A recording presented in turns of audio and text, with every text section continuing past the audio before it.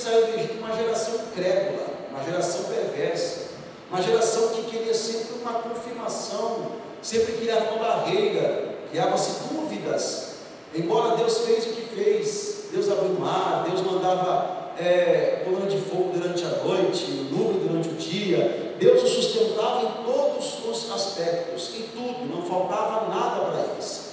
Mas durante 40 anos eles foram perversos, e nesses 40 anos, por conta da sua incredulidade e murmuração, o Senhor disse para Moisés que aquela geração que saiu do Egito não iria entrar na terra prometida, e nem mesmo Moisés entrou. Moisés foi um dos que ficou do lado de fora, por conta também da sua incredulidade. Mas o Senhor preservou dois homens obstinados, dois homens que viram, que foram espiar junto com os 10 a terra de Jericó, dois homens que viram, que os 10 viram, mas que voltaram com uma visão diferenciada. A visão era a mesma, mas o sentimento era diferenciado. Todos os 12 viram gigantes, os 12 viram impedimentos, os 12 viram uma terra fértil, viram frutas grandes, ao ponto de 2 pessoas carregarem cada caixa de uva. Os 12 viram rios correndo pelo Jericó, pela terra prometida. Os 12 viram a mesma coisa, porém, somente 2 que foram além dos gigantes. 10 dos 12 parou nos gigantes, que eram justamente os filhos de Anak, aqueles pelas quais guardava a cidade.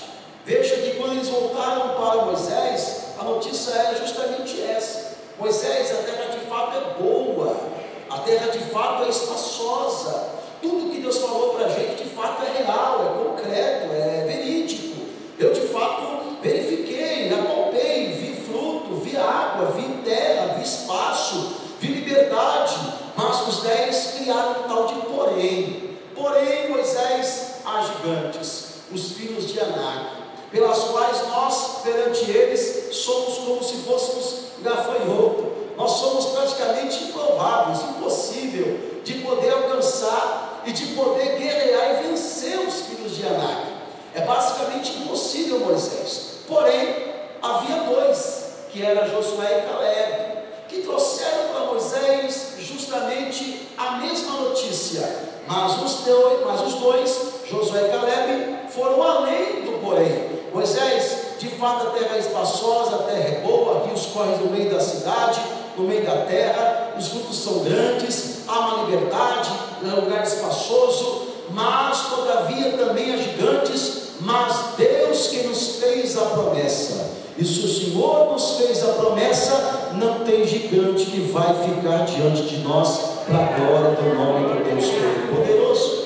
Então o Senhor preservou os 2 pela sua coragem, pela sua audácia, pela sua visão otimista, não pessimista, pela sua visão positiva, não negativa. O cenário, a promessa é boa, mas o cenário às vezes está meio que desfavorável. Aí nós que temos que olhar um pouco além daquilo pela qual os nossos olhos carnais estão vendo. E passados 40 anos, Moisés morreu. A geração que saiu do Egito, vou repetir, Deus aterrou a todos lá no deserto, e nasceu no deserto uma nova geração. E essa nova geração foi quem entrou na terra prometida no comando de Josué. Eles entraram, aliás, rodearam a cidade. Os irmãos conhecem a história. A muralha caiu por terra, Deus foi glorificado, e o Senhor disse para eles que expulsassem os moradores daquela cidade, para que não houvesse ali um comúnio, para que não houvesse ali uma sociedade. Até porque o povo que habitava na cidade, que o Senhor disse para o povo hebreu que daria a eles, era povo idólatra, era povo feiticeiro, era um povo obstinado, inclinado para o mal. E o Senhor disse para eles que não deveriam fazer sociedade com este povo. Mas algumas tribos mesmo assim não queriam ter trabalho de expulsar, e eles então fizeram, dando as suas filhas aos filhos deles, e dando as filhas dele aos seus filhos, fazendo ali uma junção, uma miscigenação ali de uma mistura. Mas veja que Caleb, ele foi mais audacioso. O tempo passou, mas Caleb chamou Josué e disse assim: Josué, você lembra que quando Moisés nos mandou de Cades Barneia até essa terra aqui, você lembra que nós voltamos com boas novas, nós voltamos com uma notícia maravilhosa, e Moisés disse para mim que a terra onde eu pisar os meus pés,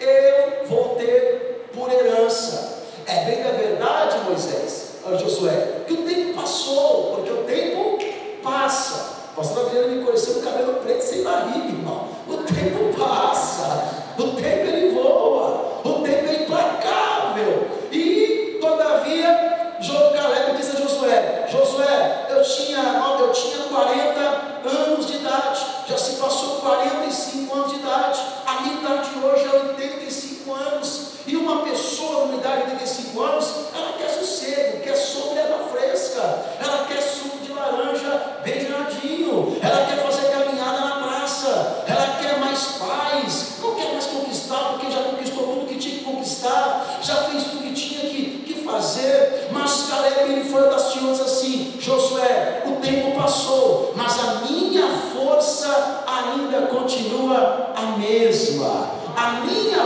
força ainda continua a mesma. Sabe o que Caleb disse aqui para Josué? Josué, o tempo não roubou a minha esperança, o tempo não roubou a minha força, o tempo não roubou a minha visão. Eu cultivei, eu preservei a minha visão, a minha força por 45 anos, porque o tempo tem essa faceta: ou o tempo derruba, ou o tempo constrói, ou o tempo levanta, ou o tempo derruba, ou o tempo edifica, ou o tempo destrói. Mas nesta noite nós que estamos aqui, Deus trouxe alguém aqui nesta noite para dizer o seguinte: o tempo não vai roubar a tua esperança, o tempo não vai roubar a tua força. As lutas parecem que sobrevêm, as lutas parecem que sobrevêm, e quando elas sobrevêm, o que nós mais pensamos, o que nós mais fazemos, o que nós fazemos é esvair pelo tempo, é colocar, acenar a bandeira branca para dizer que nós não temos mais força, nós rendemos no meio do caminho. Mas veja que o próprio profeta Elias, ele precisou de uma renovação no meio de um tempo, pela qual o profeta Elias desafiou o profeta de Baal, matou os profetas de Baal e de Azera, e Jezabel, quando ouviu dizer que mataram os seus profetas, a Bíblia Sagrada diz que ela então foi tentar matar o profeta. O profeta correu para o deserto, se colocou debaixo de uma árvore, porque tinha acabado o pão, tinha acabado a água. Diz a Bíblia que no seu pouco ânimo, Elias pediu para que o Senhor ali o levasse, que o Senhor ali o matasse.